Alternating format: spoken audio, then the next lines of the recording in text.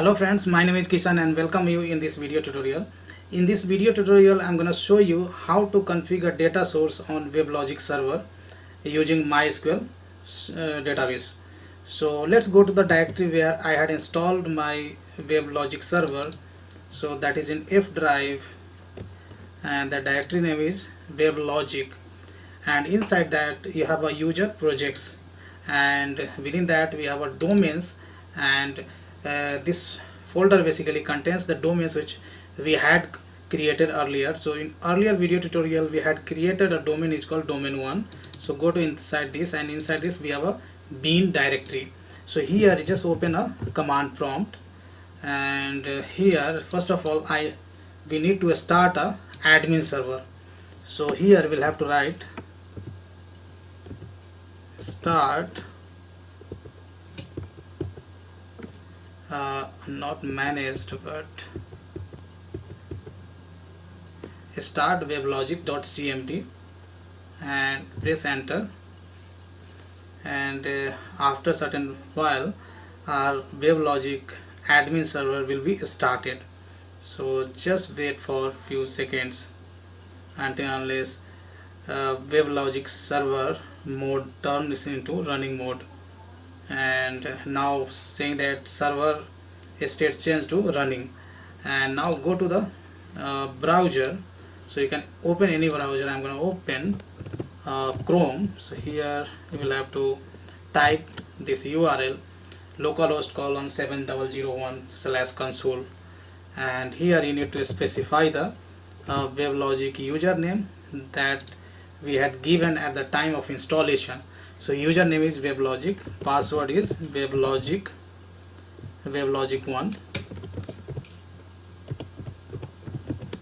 So enter your credential, and after few seconds you will be navigated to the admin console, and here you can see my username is Weblogic, so and domain is domain1. So currently my Weblogic is connected with domain1, and here in left panel you can see you have a services option. So click on the services, expand this option, then you will have, then inside the services you have data source. So click on the data source, and here you can see we have option is called new. So click on the new, and there are many options. You will have to select the first option, generic data source. So click on the generic data source, then you will be navigated here. So here name of the data source you can specify. So you can even leave the default one, but I will request you to don't leave default one. Here I am going to specify JDBC DS, right? So this is my data source name, right? And here you need to specify the JNDI name.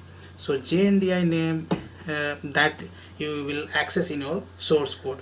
So I'm going to specify book store dash JDBC DS, something like that. Whatever name you want you can specify, right? So this is our JNDI name, and database we are going to select MySQL. So basically we are going to connect with the MySQL. So MySQL, and click on the next button. Now you will be navigated to this page. Here nothing you will have to select. Already in previous page we had selected MySQL database, so based on that information Weblogic already selected type 4 driver. So now let's click on the next, and again you need to click on the next. Now here you need to specify the database name. So database name I'm going to specify JDBC DB. So make sure that this schema you would have created in your database. Now host name I'm going to specify localhost. This is the name where your MySQL server is running, so that is running locally. If you want to connect with remotely, then you need to specify the host name of that machine or IP address of that machine.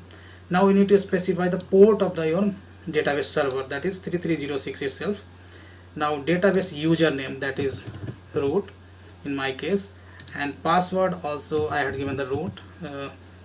If you whatever password you would have enter while installing the MySQL database, same you will have to specify here.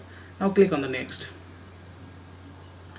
Now on this page you can click on the test configuration, so saying that connection test succeeded means everything is fine. Now keep everything default one on this page, and you can click on the next. And here once you create your data source, then you need to deploy this data source on the some server, right? In our case, in this domain, we had one admin server. Every domain in Weblogic will have one admin server and multiple managed server or cluster you can have. But here I want to deploy this data source on the admin server only. If you want to deploy this data source on the multiple server, then you have a checkbox you can select, but I want to deploy in the admin server, so that's why I have selected admin server, and you can click on the finish. And you can see this data source is reflected here, name and JNDI name, everything is type of data source, everything you can see over here, and targeted is admin server. If you would have selected server 1 and server 2, then you would have got admin server server 1 and server 2. So I had deployed this data source in the admin server, that's why you can see targets is only admin server. So in this video tutorial we have learned how to configure a data source. So once you configure data source, then let's click on this data source, JDBC DS, what we have configured, and here you can go and select connection pool, right? And here you have an opportunity to pass different parameter, like initial capacity, suppose default is 1, I'm going to specify 10, maximum capacity 150, and minimum capacity I'm going to specify 10, and statement cache size, so that I'm keeping as it is. How many statement you want to cache in the server cache, right? You use the prepare statement and callable statement, these statement may be cached. So those are the information you need to specify here. Maximum capacity, how many how many connection pool will be managed by the server, etc. And let's click on the save, and everything is saved successfully. Now in this video tutorial, now you have learned how to configure data source and how to set the connection pool parameters, right? So in next video tutorial I'm going to use this data source in our project, and we'll see how to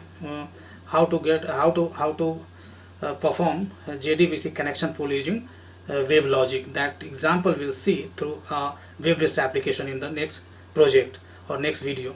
So thanks for watching this video, and see you next video tutorial.